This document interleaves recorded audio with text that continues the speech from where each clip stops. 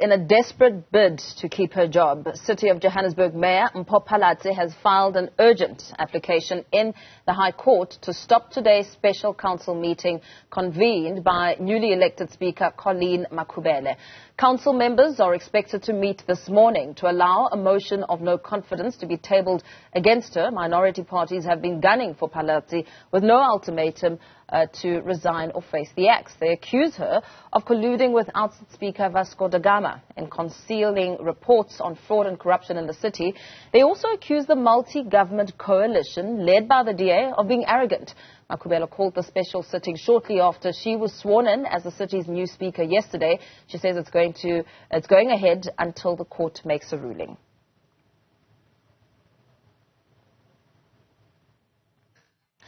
Meanwhile, ActionSA says it will not be attending the council meeting that's due to take place today. For more on this, we're joined by ActionSA leader Herman Mashaba. A very good morning to you, Mr. Mashaba. Thank you for your time. You say that you will not be attending this morning's meeting. Tell us why. Yes, good morning, and good morning to the listeners. ActionSA is a legal entity that respects the rule of law. We would not attend any legally called meeting by the speaker.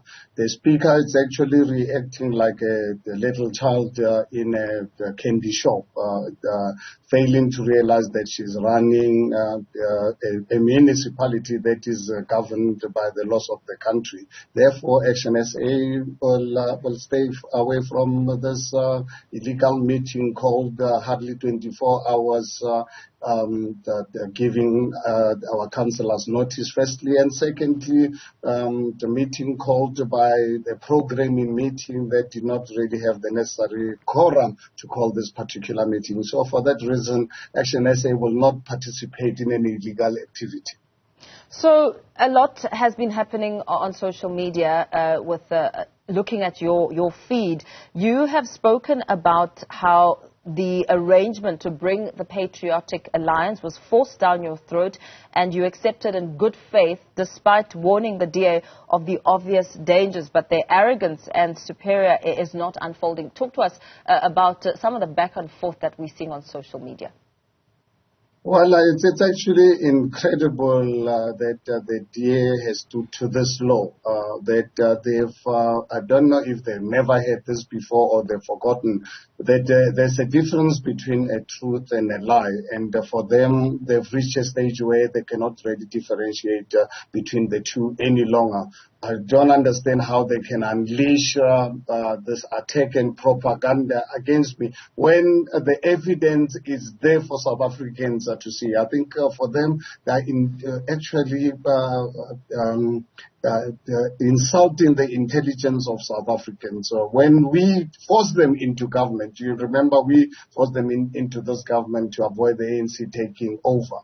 And in the process, decided to bring the PA into this arrangement. After the PA made it abundantly clear to South Africa, they were very clear. I think no one can blame them to say, look, we are in this position for money and power, and we'll go into bed with anyone, including HFF. And when the DA brought them, we warned them about this risk. And we said, okay, let's continue. And when obviously the speaker was voted out 2-3 weeks ago, we then requested the DA. In fact, we requested the DA when this party started bringing issues against Vasco Da Gama. All the parties brought our concerns as well, and we said we sympathize with the other parties. There's something really fundamentally wrong with Vasco. Please arrange to give us someone else. They failed to do that until the ANC decided to use the Phala funds to buy some of the councillors. And ActionSA was the first political party to fire our councillor who we suspect of having participated in this corruption with the ANC. And we still, over and above that, when we then requested with the DA to say, DA, based on what is really happening, our other coalition partners are feeling uncomfortable, but especially IFP is underrepresented in this arrangement. Can we arrange they have a capable someone who personally I've worked with as a MMC of transport, really someone of integrity? Why don't we balance the power so that we strengthen our coalition arrangement? Let the IFP be the ones to take over. And all the parties except the DA actually were excited about this because we realized the advantage of strengthening our coalition arrangement. You know what the DA did? Actually, the spit on us. They decided to put forward Vasco Da Gama again.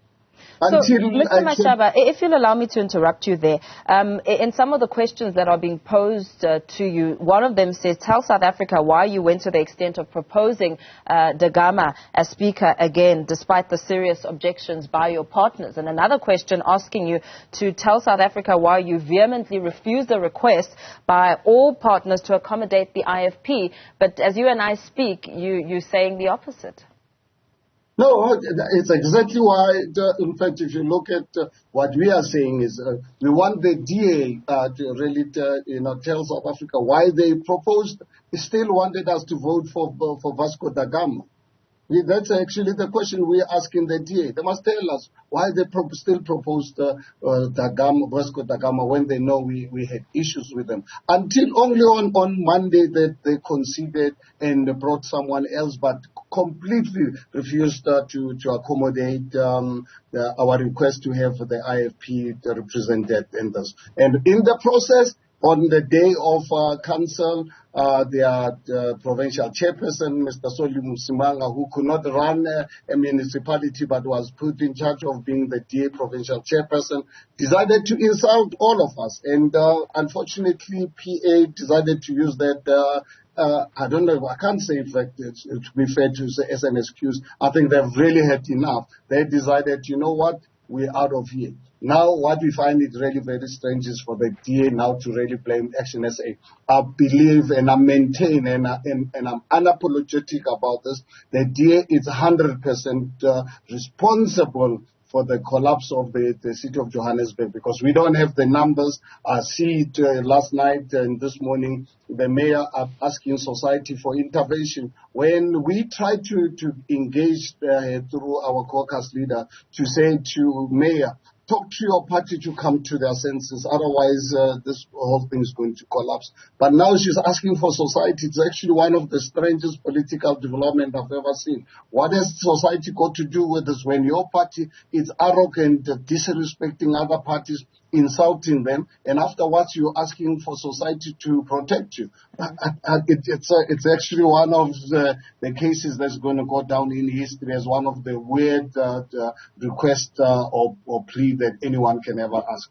Yeah, it is rather strange because, as you say, it's almost like a matter of he says, she says, because as I read the DA's tweet here, it says the Joburg coalition agreement proves that Herman Mashaba signed off on the allocation of positions. His scheme to reallocate positions violated the deal and led to the election of an ANC-aligned speaker. ActionSA's dishonesty risks returning Joburg to the ANC. And shortly, you were talking about how, you made attempts to avoid the ANC from taking over, and now the DA is pointing the fingers on you. Mpho, please look at it's actually quite good. You know, when you don't tell a lie, you don't have to remember, because I think the DA is making a fundamental mistake with their propaganda. Please look at that coalition agreement that we've signed. Is the PA on that? The Patriotic Alliance on that in that agreement that they and ask them, and that's a question I've asked them. How the PA came into being without signing that agreement, which was forced on us. And we warned them about the PA coming on board because Gayton McKenzie was very clear to all of us from the beginning of the negotiations that he's in this game for power and money. But DA insisted on bringing them on board, firstly. And secondly, look at the UDM. DA forced us to elect UDM one councillor. as an MPEC chairperson, this is UDM will come on board. Just look at that agreement. Is the UDM there?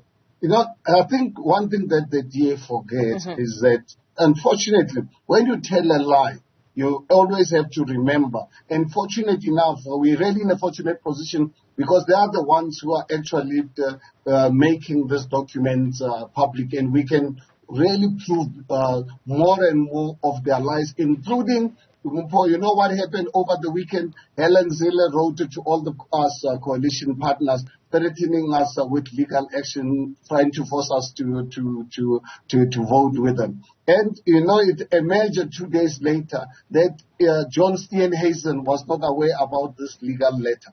John Steenhuisen got surprised, but the letter from Helen Zille says it's a FedEx decision to really take legal action against us or to vote with them. But we were still going to vote for them. We made it clear, and we voted with them. We proved. But, I mean, that legal letter is one of also another laughable matter, like what the mayor is trying to do. You know, we just really took it as a joke, and we wrote back to them that please don't play this type of game. And when we had a meeting with John Steenhuisen, as the leader of the party, did not know about the existence of such a legal letter threatening us with legal action. So you can see the kind of people we are dealing with, because for some reason the DA is under impression that they have the highest moral authority. And if what they are doing, and it is there in the public domain to see, I think I cannot really believe that this is the party that I once represented, the party that has lost a sense of differentiating between the lie and the truth, and want on a propaganda. But this propaganda, fortunate enough, has to be backed by facts. And we've got the facts that we are putting in front of South Africans to see. You can ask any of the coalition partners who's responsible for this collapse. Is the DA, and the DA has to shoulder 100% of the responsibility. We don't have the numbers right now as I'm speaking to you about really protecting the mayor. It is for that reason, ActionSA, firstly, obviously, we're not going to the council meeting because this council meeting is it's an illegal meeting called by the mayor, by the speaker, who will respect the decision and the outcome of council that she was voted in. But she must not get excited like a child in a candy shop that you can do as you please and just call a meeting, giving the people without having the authority to do so. So ActionSA is not going to attend. But obviously, if the day when they can follow the right due process, I don't know how the public is going to protect the mayor, because we don't have the numbers. Unless the DA, I don't know what they can pull through to get the PA to come back on the table. But instead of actually engaging the PA and engaging other coalition partners, they go out on a false propaganda, which unfortunately is going to end up catching up with them. For us as ActionSA,